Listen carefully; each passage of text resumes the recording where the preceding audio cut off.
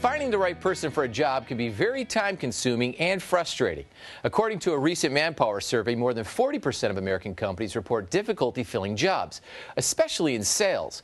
Joining us now to share some great ideas on how to outsource the whole process to an outside sales firm is CSO Insights' Jim Dickey. Jim, great to have you here. Thanks for inviting me, Rick. So it seems like more and more small and mid-sized businesses are looking to an outside firm. Why are they doing this?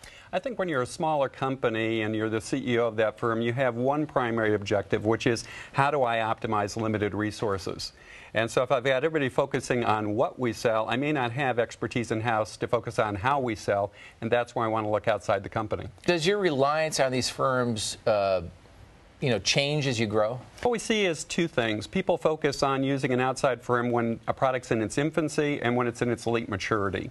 So in its infancy, when I haven't figured out how to exactly message this to the marketplace, I don't want to distract my sales force, so I may use an outside firm to go debug the process and sell the first 5. Or later on, it doesn't become cost effective for me to have my best salespeople covering the territories because people already know about the product. So I might want to use other sales force to more effectively and more costly manage the product. At what point do you outgrow these firms? You may never outgrow them. We still see large companies now who will take this and say, for this geography or for this segment of the marketplace, I'm really good at calling on large enterprises, but it's not cost effective for me to call on small businesses. So I might use that type of a firm, even if I'm a mature billion-dollar company. I think what you need to look at and be really honest is how skillful are we at selling? So if you've got the people inside who already know the marketplace, if they know the products, if they know the economic buyer, then you can take it to market yourself. But you may say, this is a new market for us, this is a new type of end user we're selling to. And so you sit there and say, if we don't have the skills, would it be better for me to go out and rent them versus build them for a period of time? And imagine if you have a fairly complicated product or service that you're trying to sell, there's going to be some lead time associated with that. So what tools do you give these outside firms to get them up to speed on your product and then let them loose on the marketplace? I think you need to realize that you're still responsible for the product, the pricing, the packaging, and the promotion. But you've got to give them then the materials to go out and execute. So you've got to have really good support materials, and you've got to have people available to go out and work with them. And whether that's in person or a collaborative environment like using things like WebEx to do things remotely, you've got to be able to support those people as they're making calls. Do you have to look out for your intellectual property at all? How do you protect yourself, bringing someone in and kind of showing them how things work within the company? Is that an issue with these outside sales firms too?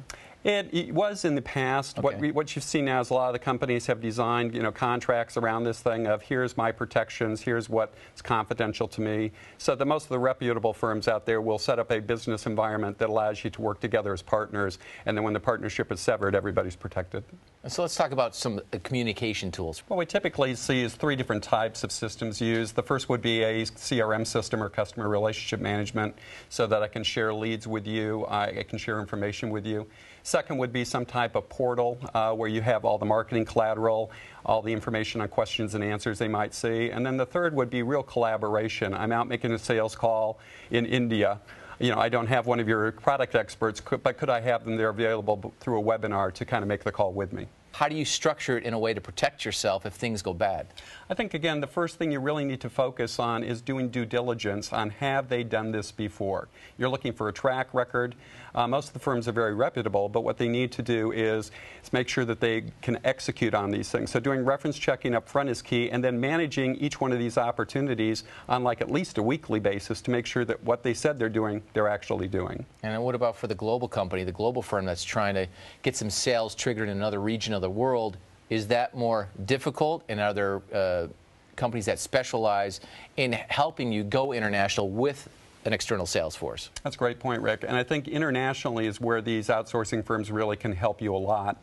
Because one of the things, there are certain countries in Europe, for example, where you can hire somebody, but it takes an act of God to fire them. And so as opposed to you making a hiring mistake, you go work through an outsourcing firm, you're using their employees, they already know the marketplace. If somebody's not working, you ask for somebody else to be assigned to your account. But that can really help minimize the liabilities you might have by entering into new global areas. When you talk to these CSOs, what are they telling you about hiring outside firms? Is that percentage growing? Is the run rate accelerating? What's that look like? I think we're seeing an acceleration, especially in the small to medium-sized business, because now people are seeing that, hey, this can work. Are there particular vertical markets where these this type of approach works best? I think what we're seeing is the more complex the type of a product, you can be attracted to this if you're selling very complex, technology products or things like that, but also in some of the transactional business. Seeing a lot of this, for example, in the pharmaceutical space where I'm bringing a new drug to market. I've got 50 sales reps. For 3 months, I need 500 because I want to get out there and make sure every doctor knows about the product. And so being able to go in and rent 450 to go out and do a quick hit job, on transactional products, still very attractive. You basically have the ability to throttle your sales force up, throttle it down, as you're in line with your marketing message, bring a new product to market. That's pretty hot. That's very good to have that kind of flexibility. Now, what about the compensation issues? You've got an internal sales force, you hired this external sales force. Are those monies the same? They get bigger salaries on the outside? How do you protect everybody? You have to take a look at what the real cost of sales is. Typically, will you pay a premium for the people and for the commissions? Yes. Will you avoid costs? Yes. I mean, you avoid a bad hire because you haven't figured out what a good successful sales rep is. That can be a huge thing because I avoid $20,000 for a recruiting fee. So you've got to weigh all the costs of sales, not just how much you're going to pay in base salary and commissions. And tell us a little bit more about the legal issues.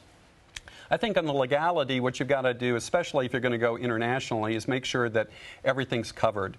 In terms of they're going to be going out representing you in the marketplace. Do you have indemnification? Do you have the mediation clauses in there? Because if things fall apart, you've got to be able to resolve them very, very quickly. You don't want embarrassment in the marketplace. That's great information. Thanks a lot, Rick. Thank you, Jim.